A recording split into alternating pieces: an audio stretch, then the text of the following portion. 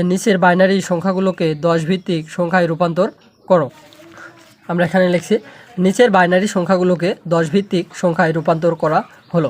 প্রথম এটা দেওয়া আছে 0 1 0 1 0 1। এই সংখ্যাগুলোকে যখন আমরা বাইনারি সংখ্যায় রূপান্তর করব তাহলে তখন আমাদের একটি ছক তৈরি করতে হবে। তোমরা স্কেল দিয়ে সুন্দর করে একটি ছক তৈরি করবে, সেটা যে কোনো জয় ঘরেরই হোক না কেন সমস্যা নাই। এখানে স্থানীয় মান লেখা আছে, স্থানীয় মান।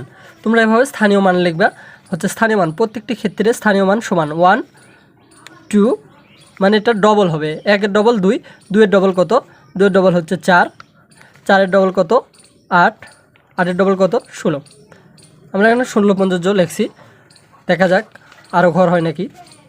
আচ্ছা, এখন আমাদের কথা হচ্ছে এই যে 1 2 3 4 5 6, 1 2 3 4 5, আর একটা ঘর নেওয়া লাগতো আমাদের।